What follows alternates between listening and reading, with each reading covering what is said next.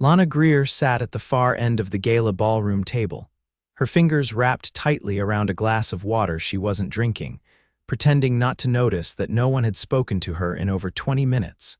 The gold chandelier above her sparkled like it knew a secret she didn't. Everyone else at the table was deep in conversation, laughing, clinking champagne flutes, talking about summer homes and yachts like it was casual. She didn't belong here, and she knew it. She should have left after dropping off the floral arrangements, but her boss insisted she stay for the dinner. "Make connections," she'd said. "You never know who might notice your work." Yeah, right, so far the only thing noticing her was the dessert fork. "Is this seat taken?" A deep voice asked beside her. Lana looked up, startled. A man stood there in a black tux that fit him like it was tailored by a god. His hair was dark, pushed back effortlessly, and his eyes, gray, sharp, and unreadable, were already on her. "No," she said quickly, blinking. "I mean no, it's not." "You can sit." He pulled the chair out and sat beside her without another word. The conversation around the table didn't falter, but she felt his presence like a sudden heat wave. He didn't offer his name, he didn't ask for hers. They sat in silence for a few moments. Then he spoke again. "You looked like you might bolt," she turned, surprised. "What? Earlier, you kept checking the exit." She narrowed her eyes. "You were watching me." A little. He didn't even try to deny it. "I didn't want you to leave." "You're the most interesting person in this room." Lana let out a short laugh. "I think you've got the wrong person." He leaned in slightly, voice low. "I don't." She wasn't sure if she should feel flattered or creeped out, but something about him wasn't threatening. In fact, it was the opposite. He was calm, controlled, but something in his eyes hinted at chaos. "I'm Lana," she said finally. "Elian," he replied. "Elian Carter." The name didn't register. She wasn't into business magazines or Forbes lists, just florals and rent, so much rent. She nodded politely and turned back to her plate, expecting the conversation to end there. But Elian didn't go quiet. He asked about the flowers, the arrangements, her work. And when she told him she owned her own business barely, he didn't nod absent-mindedly like most rich people did. He actually listened. "You did the centerpieces?" he asked, looking at the massive blooms between silver candelabras. "I did. They're bold." She looked at him. "Is that a bad thing?" "No, they're not trying to be liked. That's what I like about them." Her eyebrows lifted slightly. "You talk about flowers like they're people." He tilted his head. "Aren't they?" She laughed, really laughed, for the first time that night, and Elian smiled, but only when she wasn't looking. The rest of the evening went by in a blur. He stayed beside her the whole time.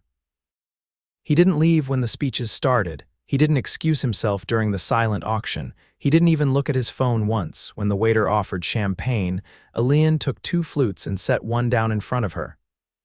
"You're not drinking," he said casually. "Yeah, I don't usually." "Tonight you do." She raised an eyebrow at him. "Why?" "Because you're sitting next to a man who's going to change your life." Lana blinked. "Excuse me." He held her gaze, steady, serious, but not arrogant. "You'll see." She narrowed her eyes, unsure if he was flirting or just delusional. "You don't even know me." "I'm getting there." She stared at him for a second longer, then took the glass and sipped. Bubbles danced at her lips, but her heart was louder than the fizz. Later that night, when the gala ended and people started to leave, Lana stood awkwardly near the doorway, trying to decide whether to call a rideshare or walk the 10 blocks back to her apartment. "Elian," a man said, walking up to him with a firm handshake. "Board meeting on Monday." "Moved it to Friday," Elian replied smoothly. "I'll have my assistant send you the new brief." Lana paused. Assistant, another guest passed by, greeting Elian like an old friend, then another. Someone even asked him about his latest acquisition. She turned to him slowly. "Are you famous or something?" Elian looked down at her, amused. "Not really." "You own something?" He smiled. "A few things." She squinted. "Like what?" He leaned down, brushing a hand gently along the small of her back as he guided her out of the ballroom. "We'll get to that." Outside, a black car with tinted windows pulled up to the curb. The driver stepped out and opened the door. Lana blinked. "Wait, that's yours, of course." "I can walk," she said quickly. "It's fine." "I'm not letting you walk 10 blocks in heels," Elian said simply, holding the door open. "Let me drive you home." She hesitated. "You don't even know where I live." I will in 2 seconds. She stared at him. He waited. And somehow she found herself sliding into the back seat before she could stop herself. The ride was quiet, but not awkward. She watched the city lights blur past the window while Elian watched her in the reflection. When they pulled up to her building, she turned to him. Thanks. For the ride, he nodded once.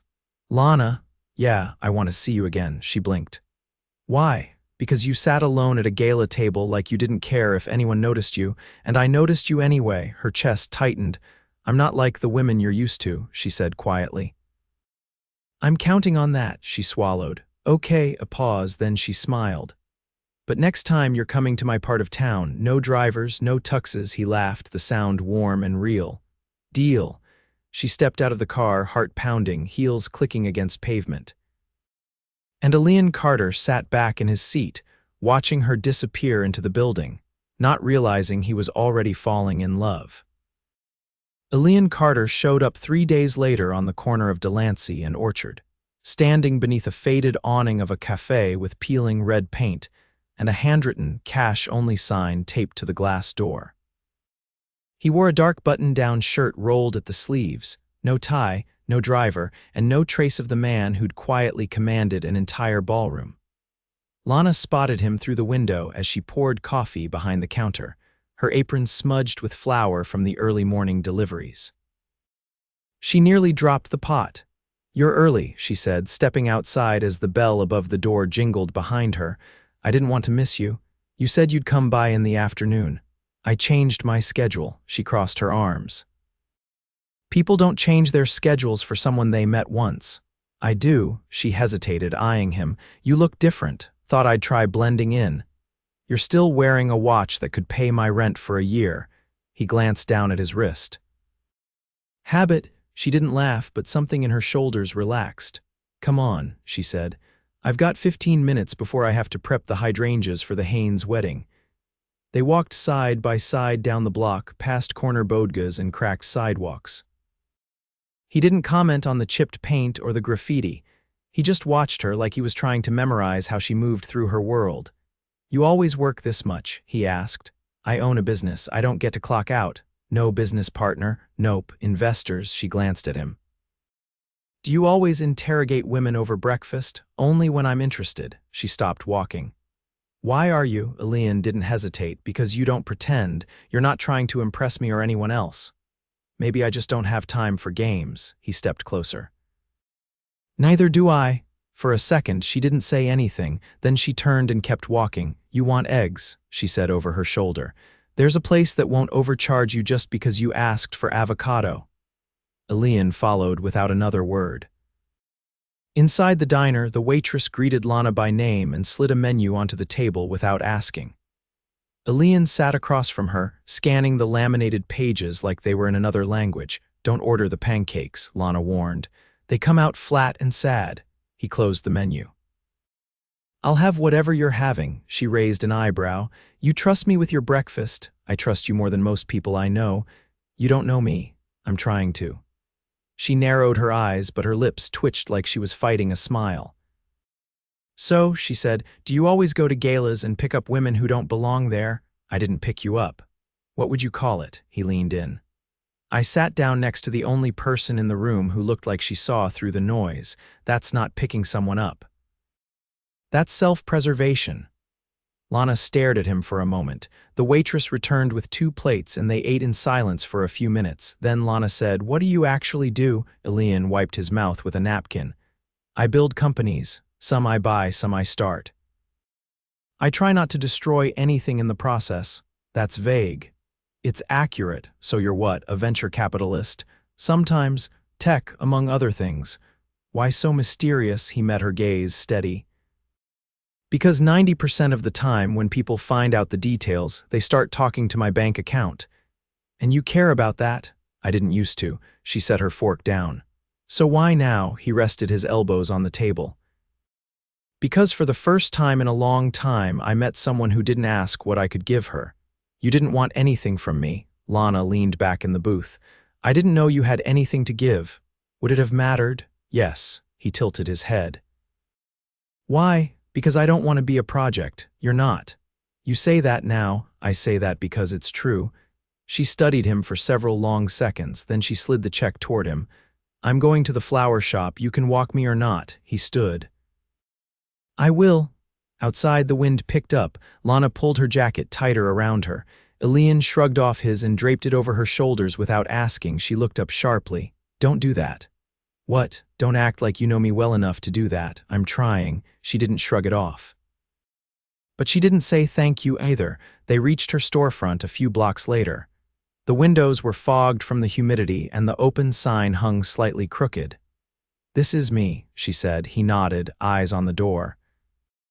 You run it alone, most days. Does that ever get lonely? She looked at him, surprised by the question. Sometimes. He didn't press, just stepped back. I'll come by again, he said. Why?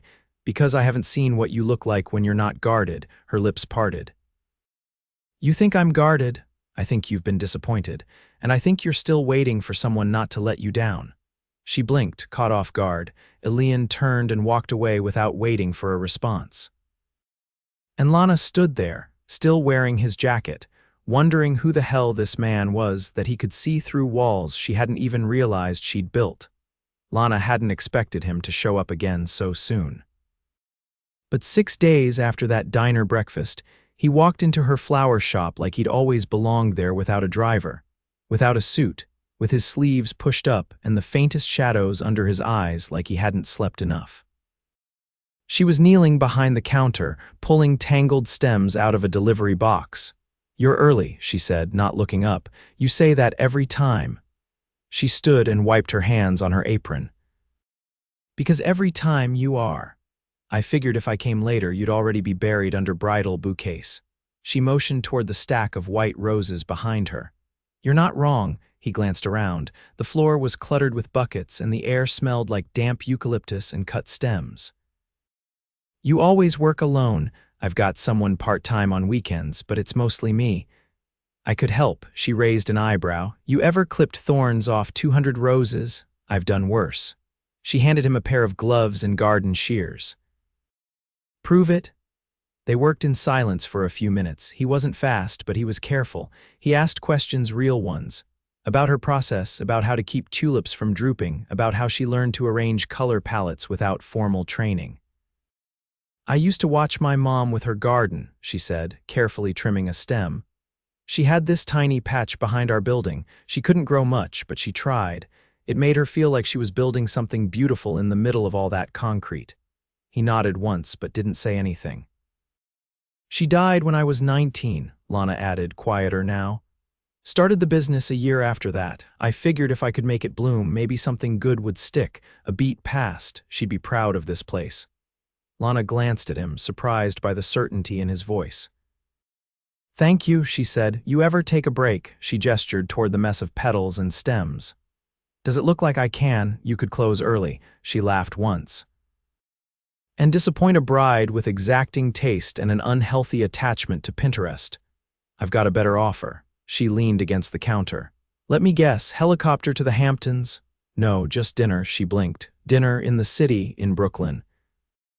There's a chef I know who does private tastings in his studio. No menus, no crowds. Are you trying to impress me? No, I'm trying to feed you. She hesitated for a long moment. I'll have to change. I smell like carnations. I'll wait. He did. They drove in his car, sleek, black, and utterly silent except for the low hum of the engine. He didn't boast about it. He didn't talk about money or power or success.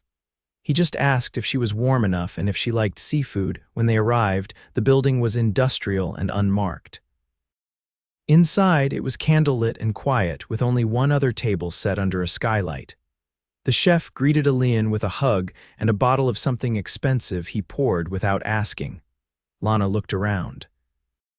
This isn't a restaurant. It's not. Then what is this? It's a place I come when I want to stop time. She stared at him. And you brought me here. He didn't answer. Just raised his glass and waited until she lifted hers. To what? She asked. He looked at her, eyes steady. To you not running.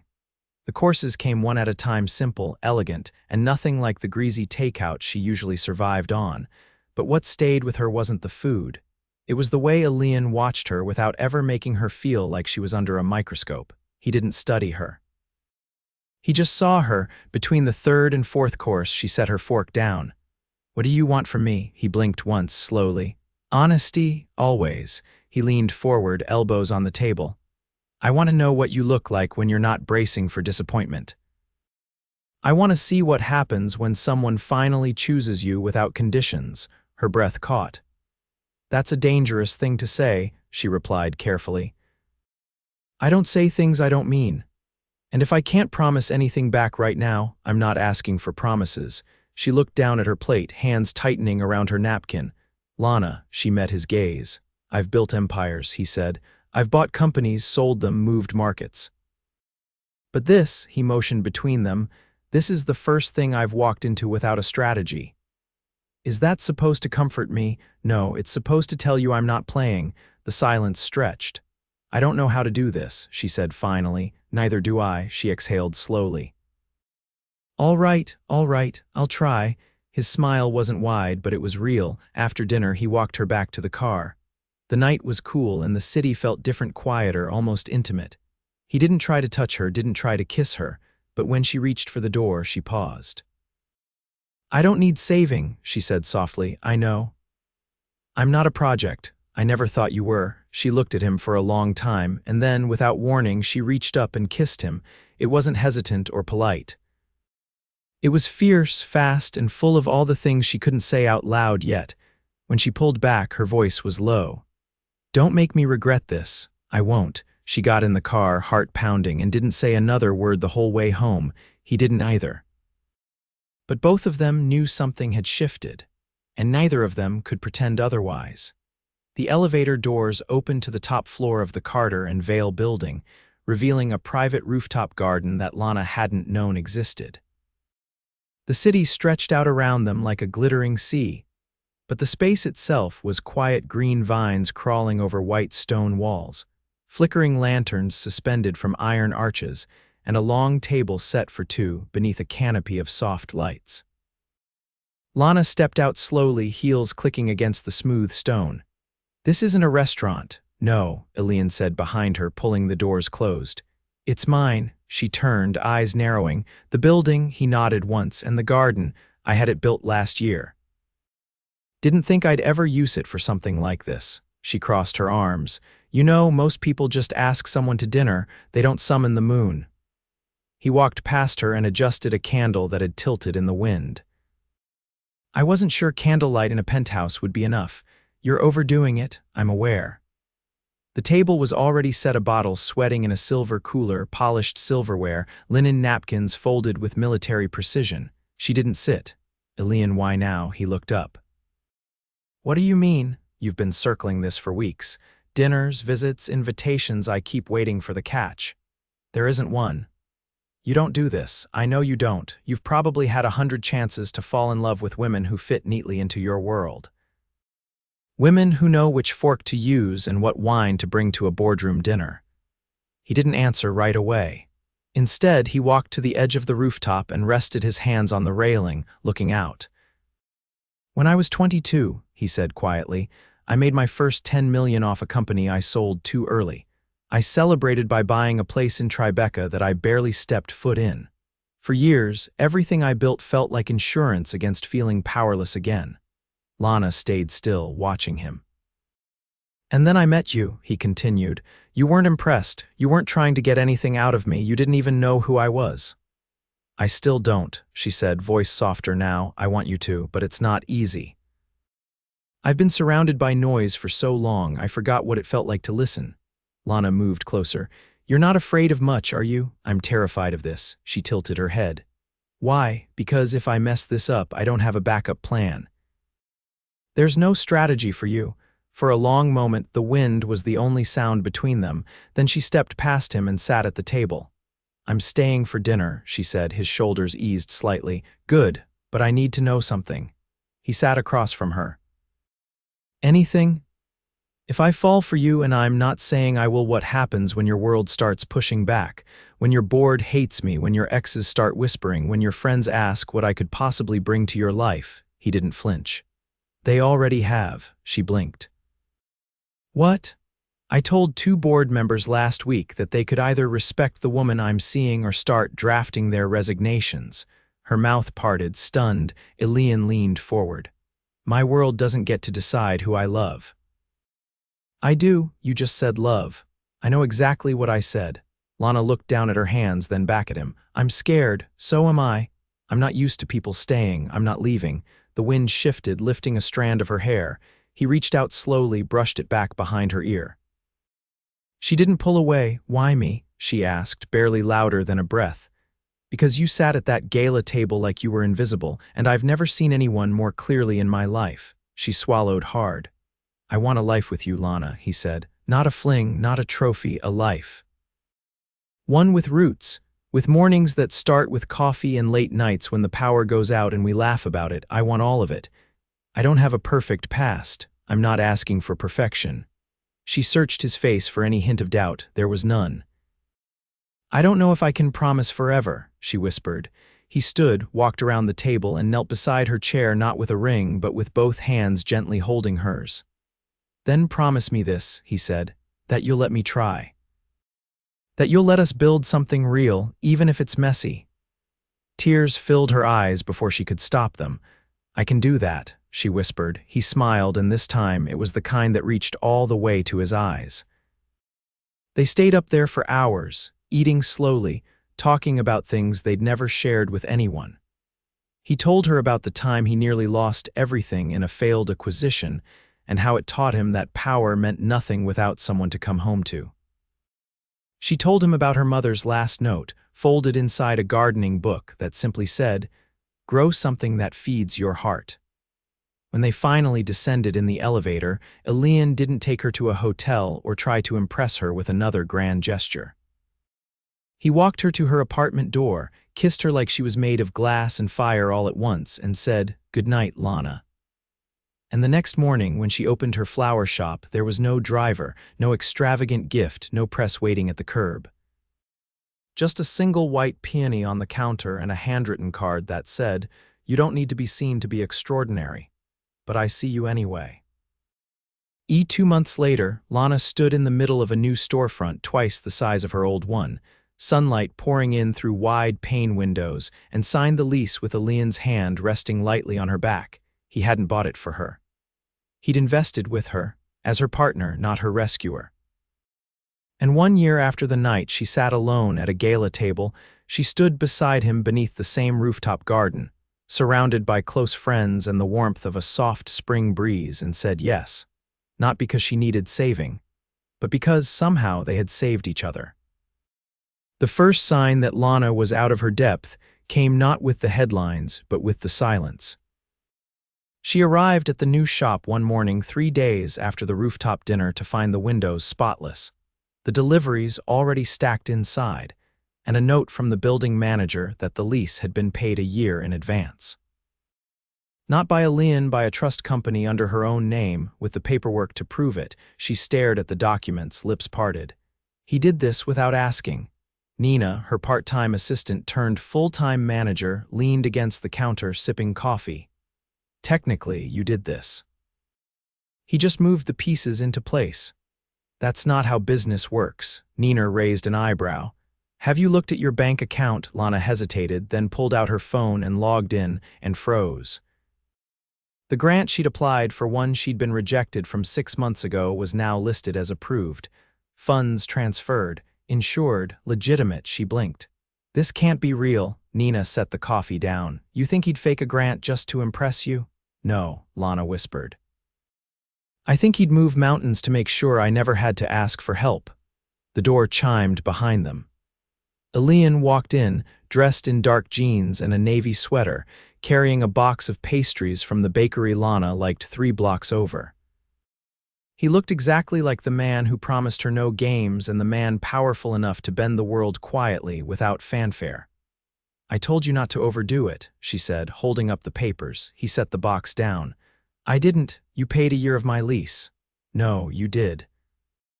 I just made sure the grant you deserved landed where it should have. She narrowed her eyes. That's not how grants work. It is when the original board member who vetoed it is now consulting for me. I made a phone call. There were no strings. Nina gave a low whistle and wandered to the back, leaving them alone. Lana walked around the counter. I don't want to owe you. You don't. I mean it. He stepped forward. Lana, you're not charity. You're not investment. You're my partner. I'm not here to save you. I'm here to stand beside you. And if I fall, I'll still be beside you. She crossed her arms, but her voice softened. I don't need the world handed to me. I know. That's why I want to hand it to you. She looked up at him, eyes searching, as if daring him to flinch. He didn't. I'm not going anywhere, he said. Even if you tell me I'm too much, too fast, even if you need time, I'm still here. She reached out slowly and took his hand. I don't need time. I just needed to know I wasn't a temporary distraction. You're permanent. More permanent than anything I've ever built, she exhaled shakily. You scare me. He brushed a knuckle along her temple. That makes two of us. Later that night, they walked into the gala together, hand in hand. This time, she wasn't seated at the edge of the room. She wasn't invisible.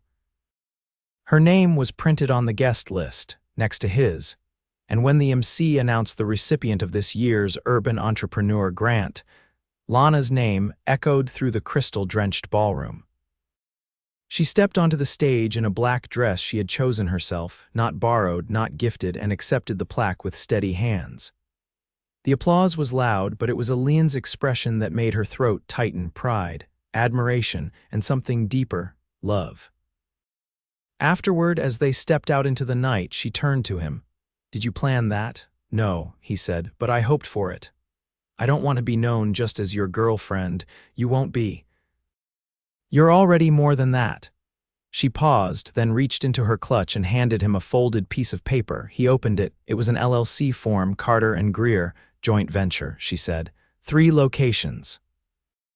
1 in Manhattan, 1 in Brooklyn, and 1 wherever you want to build a rooftop garden next. He looked up. You're serious? She nodded. I don't want to just build flowers. I want to build something with you. He pulled her into him, mouth at her ear. You already are.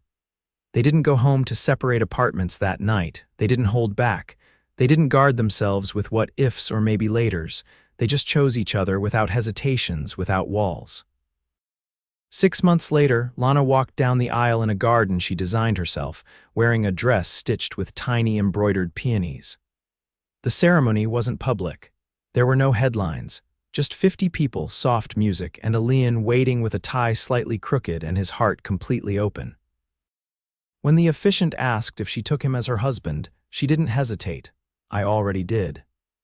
He kissed her before the words finished. Afterward, they danced barefoot under string lights with cake on their fingers and the scent of gardenia in the air. Nina gave a toast that made Lana cry, and Elian surprised everyone by laughing, really laughing, when she accidentally stepped on his foot during their first dance. They spent their first night as husband and wife on the balcony of their new home, watching the skyline shimmer while she leaned against his chest and whispered, I never thought I'd have this. He kissed her hair and said, You built it. Years later, Lana stood behind the counter of the flagship shop on 5th Avenue, her hands wrapped around a mug, while a little boy with her curls and Elian's eyes ran through the aisles, knocking over a display of tulips. Elian caught him mid-sprint, laughing as he lifted their son into the air and kissed his cheek. You're lucky your mom doesn't mind chaos, Lana smiled. He takes after you. Business was strong, love was stronger. And the life they'd built petal by petal, brick by brick, was more rooted than anything she'd ever dared to imagine. She didn't need saving. She just needed someone to believe she was worth choosing, and Elian had never once looked away.